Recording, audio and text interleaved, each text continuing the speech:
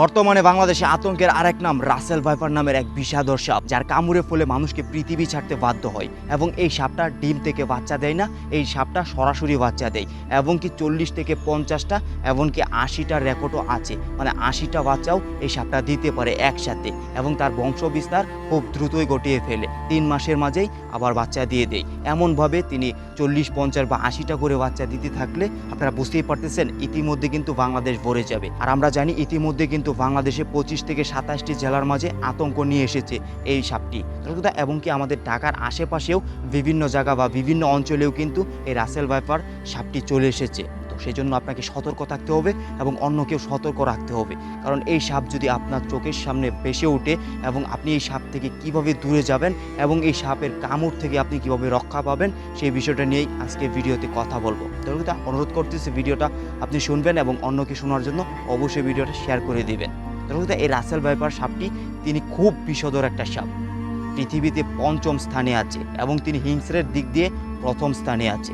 কারণ অন্য সাপ মানুষ দেখলে তারা ভয় পেয়ে পালিয়ে যায়। যদি অন্য সাপকে আপনি আক্রমণ না করেন তাহলে সেই সাপ আপনাকে সবল দিবে না বা কামড় দিবে না। কিন্তু রাসেল ভাইপার সাপটা আপনাকে দেখা মাত্রই তিনি আপনার কাছে তেড়ে আসবে আপনাকে কামড় দেওয়ার জন্য।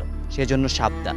এই রাসেল ভাইপার সাপটা ঝোপে ঝাপে থাকে, বেশিরভাগ সময় ঝোপে ঝাপে থাকে এবং ধানের গোড়ায় বা পাকা ধানের কালারের সাথে কিন্তু এই রাসেল ভাইপার সাপের কালারটা মিলে যায়। সেজন্য তারা ধান খেতে থাকতে পছন্দ করে এবং সেখান থেকে আরও টিকটিকি এবং কি ইঁদুর ছানা তারা খেয়ে থাকে। সেজন্য তারা বেশিরভাগ সময় ধান খেতে থাকে। সেজন্য কৃষক ভাইয়েরা অবশ্যই সাবধান, সতর্ক থাকবেন। তো আপনাদেরকে এমনভাবে সতর্ক থাকতে হবে, আপনারা যখন ফসলের জমিতে যাবেন তখন অবশ্যই হাতে গ্লাস পরে এবং পায়ে শু জুতা পরে তার পরবর্তীতে যাবেন। কারণ যেহেতু বাংলাদেশে এই সাপটা অতিরিক্ত পরিমাণে আতঙ্ক নিয়ে এসেছে, সেজন্য তো অবশ্যই আপনাকে সতর্ক হয়ে তারপর চলতে হবে, কারণ আপনার প্রাণের মূল্যটা অনেক বেশি। দর্শক শ্রোতা, এই সাপটা কিন্তু ইতিমধ্যে বাংলাদেশের বিভিন্ন জায়গায় বা বিভিন্ন জেলায় কিন্তু দেখা দিয়েছে এবং তার কামড়ের ফলে কিন্তু আমাদের বাংলাদেশে অনেক মানুষ চলে গিয়েছে, আমাদেরকে ছেড়ে তারা চলে গিয়েছে। এই নিউজটাও জানেন। আমি আবার আজকে একটা নিউজ দেখলাম, মাস্ট বি আর টিভিতে নিউজ দেওয়া হয়েছে। তো একটা বাচ্চা বা আপনার শিশু বাচ্চা তো এই সাপের কামড়ে তিনিও নাকি দুনিয়া থেকে বিদায় হয়ে গেছে মুহূর্তের মাঝেই, কারণ তিনি আর কুলিয়ে উঠতে পারলো না। সেই জন্য অবশ্যই আপনাদের ছোটো ছোটো বাচ্চাদেরকে সতর্ক রাখতে হবে এবং আপনাদেরকে অবশ্যই সেফ হয়ে চলতে হবে। বাড়ির পাশে চুপচাপ রাখবেন না এবং বাড়ির পাশে নোংরা পরিবেশ রাখবেন না এবং ঘরের মাঝে নোংরা পরিবেশ রাখবেন না। সেই ক্ষেত্রে কিন্তু সাপ ঢুকতে পারে, কারণ শিকারের পিছনে পিছনে এই সাপ তাওয়া করে তার পরবর্তীতে ঘরের ভিতর ঢুকে পড়তে পারে।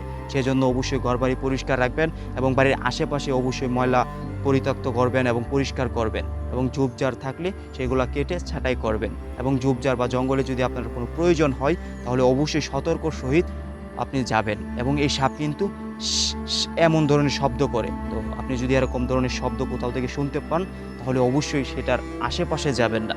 মনে রাখবেন সেখানে ওই রাসেল ভাইপার নামে সাপটা সেখানে থাকতে পারে, সেটা আপনার জন্য বিপদ হতে পারে বা আপনার জন্য প্রাণঘাতী হতে পারে। সেজন্য অবশ্যই সতর্ক থাকবেন এবং ভিডিওটা অতিরিক্ত পরিমাণে শেয়ার করে দিবেন। এবং অনেকেই মন্তব্য করতেছেন যে খামারি যারা আছে তারা অনেক বিষধর সাপ পালে এবং সেই সাপের বিষগুলো তারা বিক্রি করে অনেক টাকা লাভবান হয়।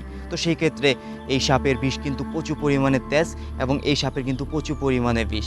সেজন্য হয়তোবা তারা এই সাপ প্রচুর পরিমাণে পালতো, যে কারণে তাদের কাছ থেকে হয়তোবা ছুটে গেছে বা তারাও হয়তোবা সাপগুলো ছেড়ে দিয়েছে। তো এরকম ধরনের কথাবার্তা অনেকেই বলতেছে।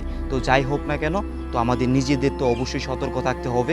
এই সাপের হাত থেকে অবশ্যই আমাদের রক্ষা পেতে হবে এবং সতর্ক থাকতে হবে। সেজন্য আপনারা অবশ্যই নিজে সতর্ক থাকবেন এবং অন্যকেও সতর্ক করবেন। আর সেই জন্য ভিডিওটা অতিরিক্ত পরিমাণে শেয়ার করে সবার কাছে পৌঁছিয়ে দিবেন। ধন্যবাদ সবাইকে, ভালো থাকবেন। আসসালামু আলাইকুম।